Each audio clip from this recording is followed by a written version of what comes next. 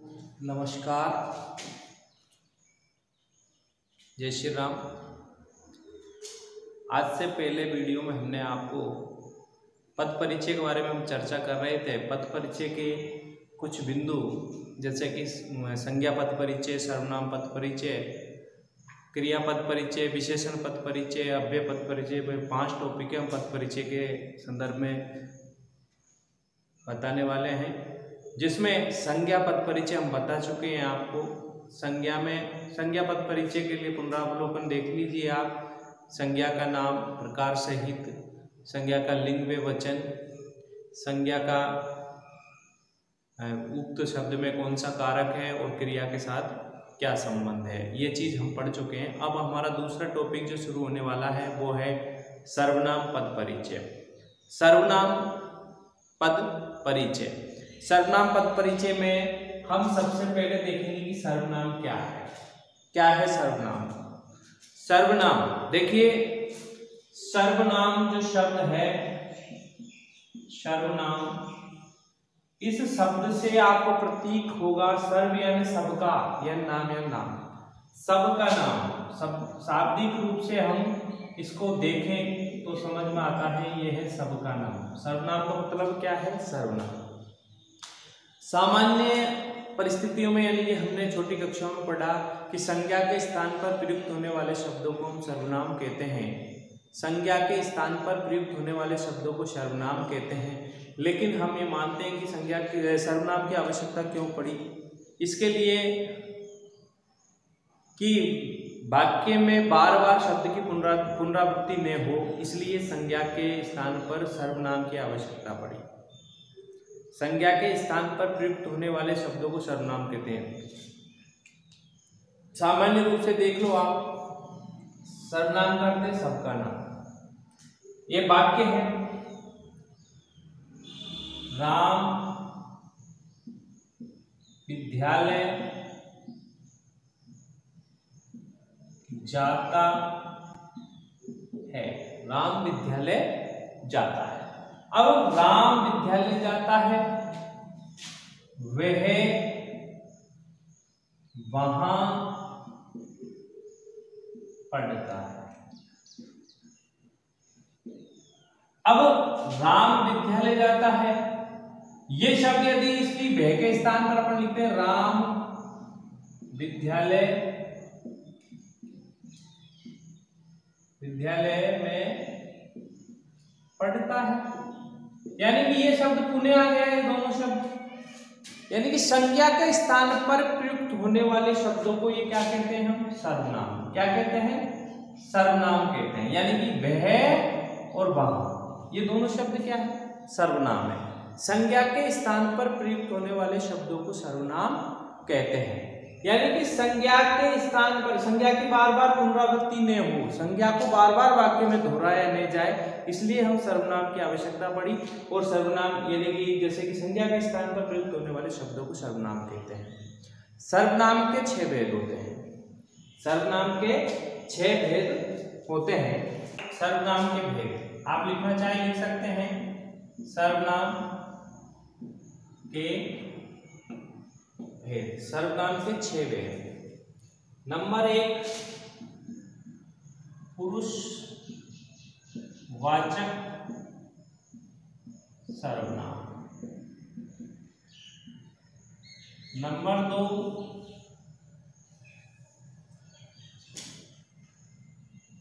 निश्चयवाचक सर्वनाम। निश्चयवाचक सर्वनाम। नंबर 3, अनिश्चयवाचक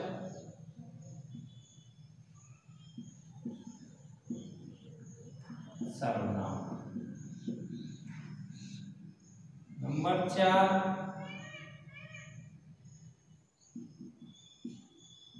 संबंध वाचक सर्वनाम। नंबर 5, प्रश्न वाचक सर्वनाम। और नंबर 6 है आपका निजवाचक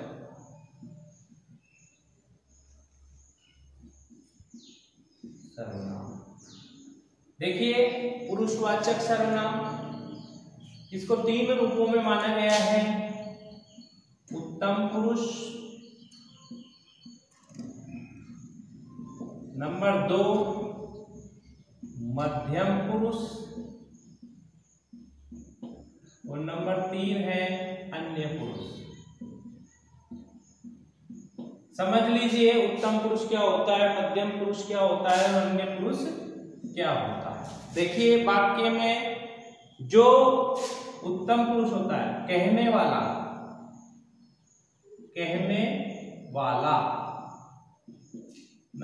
सुनने वाला,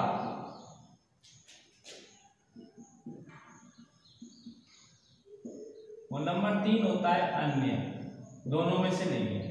देखिए कहने वाला यानी कि मैं विद्यालय जाता हूं, मैं, हम, तो ये शब्द क्या है, मैं और हम, ये उत्तम पुरुष है। और सुनने वाला, तुम, तुम्हारा, तुम्हें, ये सुनने वाला है। और अन्य पुरुष वे, वे सब, ये सब क्या है, अन्य पुरुष, यानी वो सुन नहीं रहे हैं। तो 3 पुरुष, तीन प्रकार के होते हैं, उत्तम पुरुष, मध्यम पुरुष और अन्य पुरुष। अब आता है निश्चयवाचक, यानी कि संज्ञा के स्थान पर निश्चितता प्रकट करने के लिए जिन सर्वनाम शब्दों का प्रयोग किया जाता है वो निश्चयवाचक सर्वनाम कहलाता है। यह,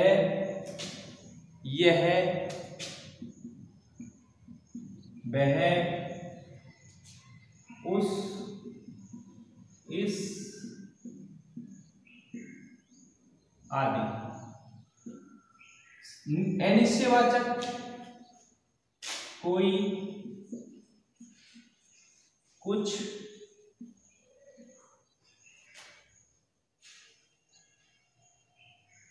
आदि। संबंध में यानी कि 2 संज्ञा शब्दों को जोड़ने के लिए जिन सर्वनाम शब्दों का प्रयोग किया जाता है वो संबंधवाचक सर्वनाम कहलाते हैं। जिसका, उसका, जो, सो, जिसकी, उसकी, ऐसे शब्दों के माध्यम से 2 शब्दों को जोड़ा जाता है, वो कहलाता है संबंधवाचक सर्वनाम। अब प्रश्नवाचक में प्रश्न आता है, क्यों, कौन, कब, कैसे, ये प्रश्नवाचक। अब निजवाचक सर्वनाम जो आते हैं, निजवाचक सर्वनाम में, निजवाचक सर्वनाम में हमें ध्यान रखना है कि जो स्वयं के लिए जिन सर्वनाम शब्दों का प्रयोग किया जाता है निजवाचक सर्वनाम कहलाते हैं। स्वयं के लिए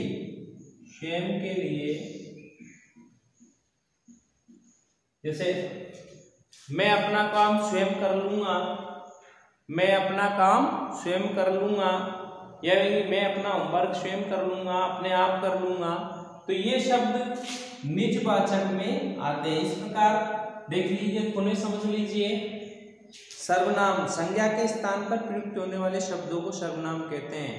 यानी संज्ञा की पुनरावृत्ति न हो, वाक्य में बार बार उसका रिपीटेशन न हो, इसके लिए सर्वनाम शब्दों का प्रयोग किया जाता है। संज्ञा के स्थान पर प्रयुक्त होने वाले शब्द सर्वनाम कहलाते हैं और सर्वनाम के 6 भेद होते हैं। सबसे पहला जो भेद है वो है पुरुषवाचक सर्वनाम, दूसरा है निश्चयवाचक सर्वनाम, तीसरा अनिश्चयवाचक सर्वनाम, चौथा संबंधवाचक सर्वनाम, पांचवा प्रश्नवाचक सर्वनाम और छठा है निजवाचक सर्वनाम। अब इसको समझने के बाद हम सर्वनाम शब्द का पद परिचय पढ़ेंगे।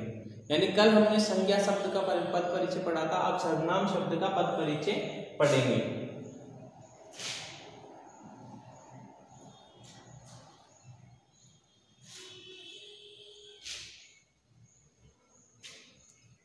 सर्वनाम शब्द का पद परिचय, सर्वनाम शब्द का पद परिचय, सर्वनाम शब्द का पद परिचय। सर्वनाम शब्द का पद परिचय देखिए, संज्ञा शब्द के बाद सर्वनाम शब्द का पद परिचय। सर्वनाम हम पढ़ चुके हैं सर्वनाम क्या चीज है। अब देखते हैं सर्वनाम का पद परिचय में क्या क्या चीजें हमें ध्यान रखनी है। सबसे पहले हम सर्वनाम का नाम पुरुष सहित हमसे आना चाहिए। सर्वनाम का नाम पुरुष सहित हमसे आना चाहिए। दूसरा, उसका लिंग में वचन। देखिए वाक्य में जो सर्वनाम शब्द प्रयोग हुआ है उसका लिंग क्या है, या तो स्त्रीलिंग है या पुल्लिंग है, और वचन या एक वचन है या बहुवचन है। देखिए लिंग और वचन का जो आपका तारतम्य है उसको देख लें, समझ लें। लिंग क्या है और वचन क्या है। लिंग का मतलब होता है कि वो पुरुषवाचक है या स्त्रीलिंग है, या पुल्लिंग है या स्त्रीलिंग है, और वचन का मतलब होता है वो एक वचन है या बहुवचन है। देखिए दो ही चीजें आप समझने की बात है। संस्कृत में ये चीजें तीन तीन होती है और हिंदी में दो दो होती है। संस्कृत में वचन के तीन भेद होते हैं, एक वचन, द्विवचन और बहुवचन, जबकि हिंदी में एक वचन और बहुवचन। लिंग भी संस्कृत में तीन होते हैं, पुल्लिंग, स्त्रीलिंग और नपुंसकलिंग, जबकि हमारे यहाँ दो ही लिंग होते हैं, वो है स्त्रीलिंग या पुल्लिंग। ये ध्यान रखें, इसके बारे में कहीं भी ऐसा वो नहीं है। आपको सामान्य रूप से देखना है कि वो पुल्लिंग है या स्त्रीलिंग है, पहचान आप करनी, इतना सा समझ जाओगे। लिंग में वचन। कारक, देखिए कारकों का ज्ञान हमको होना चाहिए। कारक किसके लिए, कर्ता ने कर्म को करण से, ये जो भी चीजें कारक के टॉपिक के साथ आप पढ़ाएंगे अभी समझ ले। सामान्य रूप से क्रिया के साथ संबंध, क्रिया के साथ क्या संबंध है इस शब्द का, जिसका जैसे आप समझे कि सर्वनाम शब्द, ये वाक्य है आपके पास, यह उसकी वही कार है जिसे कोई चुरा लेकर ले गया। यह अब प्रश्न आ गया, उक्त वाक्य में रेखांकित पदों का पद परिचय कीजिए, रेखांकित शब्दों का पद परिचय कीजिए। तो यह है, दूसरा उसकी, तीसरा जिसे, चौथा कोई। चार शब्द हैं। यह क्या है, सर्वनाम। कौन सा सर्वनाम है, यह निश्चित हो गया ना, तो यह है निश्चयवाचक सर्वनाम। क्या है, निश्चयवाचक सर्वनाम।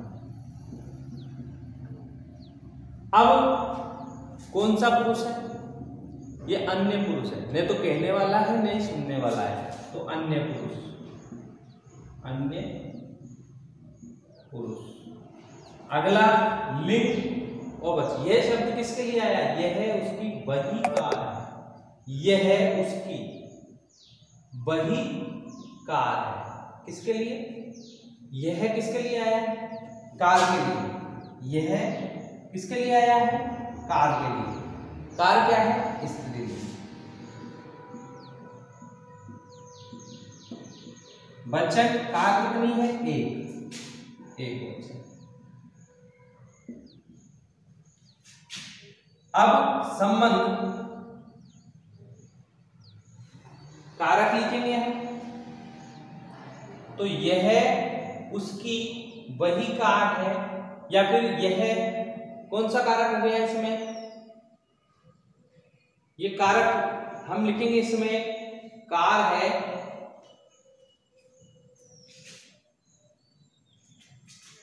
संबंधवाचक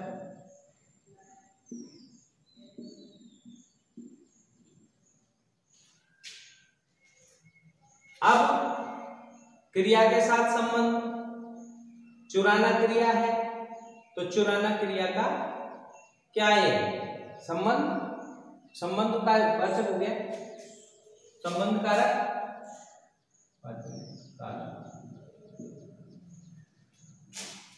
अब उसकी, उसकी क्या है,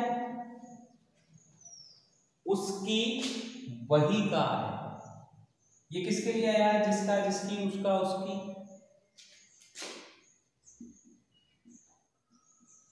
संबंधवाचक अन्य पुरुष वही शब्द है। उसकी शब्द किसके लिए आया है, कार के लिए। किसके लिए आया है, कार के लिए। वही स्त्रीलिंग और एक वचन।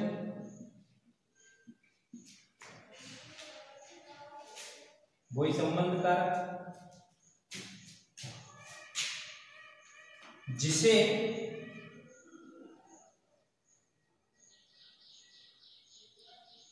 जिसे कोई चुरा कर ले गया। जिसे शब्द इसके लिए आया है, जिसे,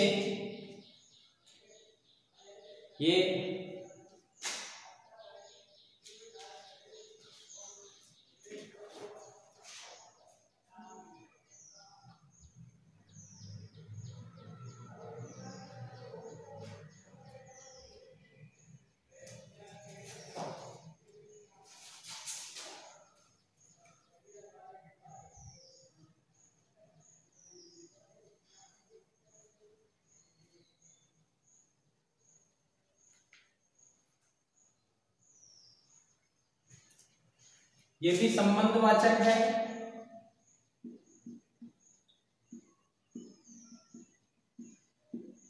कोई स्त्रीलिंग पुरुष, ये भी लिखें कोई।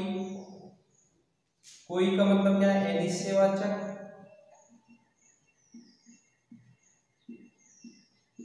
वो की वही सिस्टम है पूरा। इस प्रकार आपको यह आ जाना चाहिए कि भाई आखिरकार सर्वनाम है, ये पद परिचय इसके हो गया। इनके शब्दों के अपन पद परिचय कर सकते हैं और इस प्रकार सीख सकते हैं। यह आपके समझ में आ गया होगा।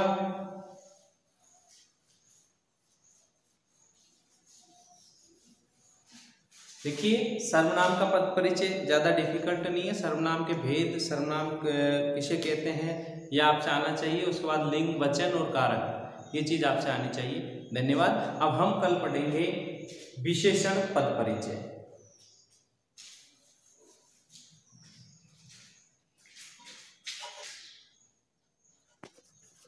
अब हम पढ़ने वाले हैं विशेषण, और विशेषण के बाद हम पढ़ेंगे विशेषण का पद परिचय।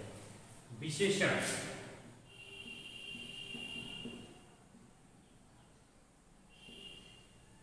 देखिए ये जो शब्द है विशेषण, विशेषण यानी कि विशेषता बताने वाला, विशेष्य की विशेषता बताने वाला, यानी कि किसी भी चीज में कुछ अलग, यानी कि संज्ञा और सर्वनाम ने कुछ स्पेशल, कुछ कोई चीज आती है तो उसे विशेषण कहते हैं। परिभाषा की दृष्टि से समझ लें कि संज्ञा व सर्वनाम की विशेषता बताने वाले शब्दों को विशेषण कहते हैं। संज्ञा व सर्वनाम की विशेषता बताने वाले शब्दों को विशेषण कहते हैं। संज्ञा व सर्वनाम की विशेषता बताने वाले शब्दों को विशेषण कहते हैं। संज्ञा और सर्वनाम, इन दोनों की विशेषता बताने वाला शब्द क्या कहलाता है? विशेषण कहलाता है। अब हमने पहले संज्ञा पढ़ी, फिर सर्वनाम पढ़ा, अब विशेषण पढ़ेंगे। देखिए समझ में आ रहा है ना आपके? संज्ञा व सर्वनाम की विशेषता बताने वाले शब्दों को विशेषण कहते हैं। अब आप विशेषण को, जैसे कि आपसे कहा जाए राम धीरे धीरे चलता है, अब आपसे पूछे ये क्या है? ये धीरे धीरे विशेषता है अभी, लेकिन ये विशेषण नहीं है। ये विशेषता है, राम धीरे धीरे चलता है, लेकिन ये विशेषण नहीं है। ध्यान रखें, मैंने आपको पहले बताया संज्ञा व सर्वनाम की विशेषता बताने वाले शब्द ही विशेषण है। तो ये संज्ञा की, ये किसकी विशेषता बता रहा है? चलना की। चलना क्या है? क्रिया। क्रिया की विशेषता बताने वाले शब्द क्रिया विशेषण कहलाते हैं, नहीं कि विशेषण कहलाते हैं। ये क्रिया विशेषण का जो टॉपिक पढ़ेंगे अपन, जब टॉपिक पढ़ेंगे आपको अच्छे से समझाऊंगा कि आखिरकार क्रिया विशेषण क्या है। ये विशेषण नहीं है। विशेषण का ध्यान रखें, विशेषण में आपको संज्ञा की विशेषता या सर्वनाम की विशेषता बताने वाले वो शब्द आते हैं तो वो ही विशेषण है। आप दोबारा सुन लें, संज्ञा व सर्वनाम की विशेषता बताने वाले शब्दों को विशेषण कहते हैं। विशेषण के 5 भेद बताए गए हैं। विशेषण के 5 भेद बताए गए हैं। विशेषण के 5 भेद होते हैं, समझ लो कौन कौन से होते हैं। नंबर 1 गुणवाचक, नंबर 2 संख्या वाचक, नंबर 3 परिणाम वाचक, परिमाण वाचक, संकेत वाचक या सार्वनामिक। नंबर 5 व्यक्तिवाचक। देख लीजिए आपके सामने गुणवाचक, संख्यावाचक, परिमाणवाचक, संकेतवाचक और व्यक्तिवाचक विशेषण। गुणवाचक कौन सा होता है, संख्यावाचक कौन सा होता है, परिमाणवाचक कौन सा होता है, संकेतवाचक कौन सा होता है, व्यक्तिवाचक कौन सा होता है, इसको अच्छे से समझे। ज्यादातर बड़ी एग्जामों में इसके उदाहरण पूछे जाते हैं क्योंकि इसमें छात्र ज्यादा कंफ्यूज होता है। आखिरकार ये सर्वनाम है या विशेषण है, इसको अच्छे से क्लियर करेंगे। गुणवाचक, गुणों की विशेषता बताने वाले गुणवाचक। अब गुण के साथ दोष भी होते हैं, यानी गुण दोष की विशेषता बताने वाले शब्दों को हम गुणवाचक विशेषण कहते हैं। संख्या, जिसकी गणना की जा सके, अंकों में जिसे गिन सकते हो, संख्यावाचक कहलाता है। परिमाण, नाप तोल, जिसको हम नापते हैं या तोलते हैं, उसे हम परिमाणवाचक में रखेंगे। और संकेतवाचक, समझ लीजिए, वे सर्वनाम शब्द जिनका विशेषण के रूप में प्रयोग किया जाता है, सार्वनामिक विशेषण या संकेतवाचक विशेषण कहलाते हैं। बेशर्वनाम शब्द, ध्यान रखना, बेशर्वनाम शब्द जिनको विशेषण के लिए प्रयोग में लाया जाता है। ये एग्जामों में पूछा जाता है, बड़ी बड़ी एग्जामों में पूछा जाता है, पटवारी एग्जाम में पूछा जाएगा आपसे, आपके रीट की एग्जाम हो या कोई सी भी एग्जाम हो, उसमें निश्चित रूप से इसमें से एक प्रश्न पूछा जाता है। जैसे प्रश्न आ गया आपके सामने, वह कौन गा रही है, वह कौन गा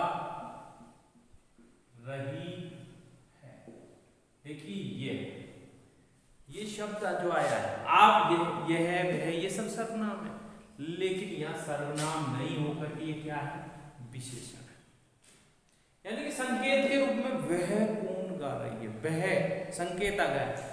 यह मकान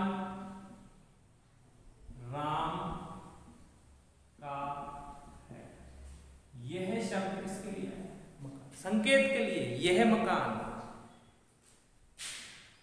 इस पुस्तक को पढ़ो।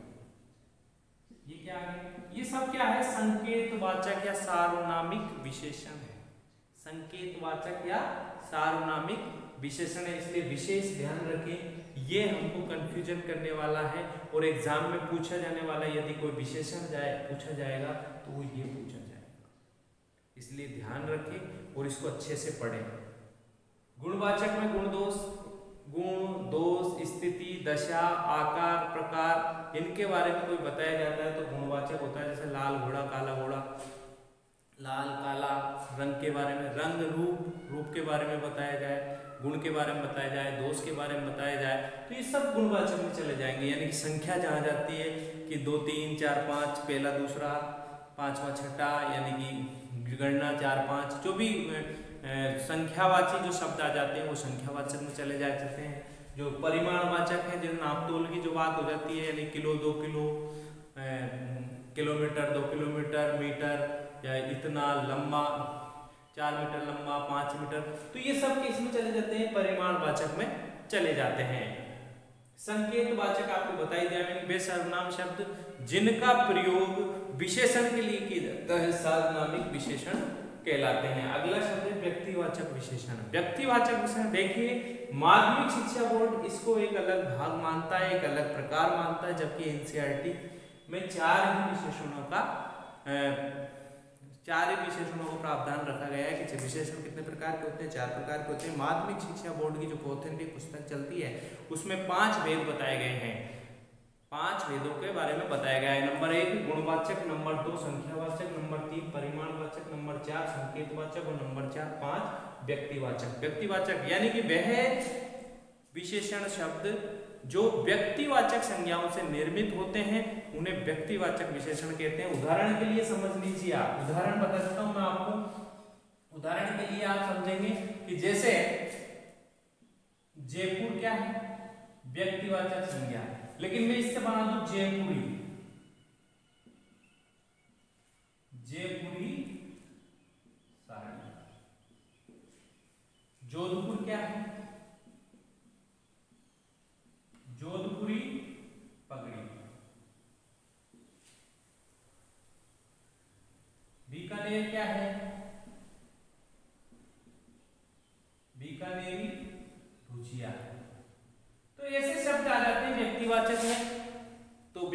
व्यक्तिवाचक यानी व्यक्तिवाचक संज्ञा से कोई विशेषण शब्द बना लिया जाता है, उन्हें हम व्यक्तिवाचक विशेषण कहते हैं। आपके लगभग समझ में आ गया होगा। यानी कि राम सुंदर लड़का है, ये क्या है? सुंदर। रूप आ गया। यह काला घोड़ा है, ये क्या आ गया? घोड़े की विशेषता के लिए काला। गुण का रूप है, यानी ये मिर्ची तीखी है। यानी कि जिस प्रकार से आपको लगे गुणों के बारे में भी बखान करेगा गुणवाचक। संख्या के बारे में क्या, चार छात्र उठकर जाओ, चार उठ के आओ, चार कुर्सियां लेके आओ, तो 4 कुर्सियां या कुछ। अब इसमें भी देखिए आपको 2 भेद मिल जाएंगे, इसमें 2 भेद मिल जाएंगे संख्यावाचक में, निश्चित संख्यावाचक और अनिश्चित संख्यावाचक। निश्चित संख्या के बारे में कहा जाए कि 5 भैया उठकर इधर आओ, 5 चले जाओ, या कुछ भैया कह दिया आपसे, कुछ छात्र ऊपर चले जाओ, कुछ यहाँ रह जाओ, तो ये अनिश्चितवाचक हो गया। निश्चितवाचक और अनिश्चित, इसके 2 भेद है, निश्चितवाचक संख्यावाची और अनिश्चितवाचक। इसके 2 निश्चित परिमाणवाचक, अनिश्चित। निश्चित में तो कह दिया कि 2 लीटर दूध लेके आओ, और अनिश्चित में कह दिया तो थोड़ा सा दूध लिया ना, थोड़ा सा दूध लाओ, या कहते हैं कि 1 किलो गेहूं लेके आओ या 1 किलो आम लेके आओ, और आपसे कहा जाता कुछ गेहूं लिया ना, थोड़े से गेहूं लिया ना, तो ये परिमाण में हो गया, यानी कुछ थोड़ा, यानी कि अनिश्चितवाचक और निश्चयवाचक। संकेतवाचक आपकी समझ में आ गया, वे सर्वनाम शब्द जिनका प्रयोग विशेषण के रूप में किया जाता है सार्वनामिक विशेषण कहलाते हैं। और व्यक्तिवाचक यानी व्यक्तिवाचक संज्ञा से निर्मित विशेषण शब्दों को व्यक्तिवाचक विशेषण कहते हैं। अब अगला टॉपिक हमारा जो है विशेषण पद परिचय। विशेषण पद परिचय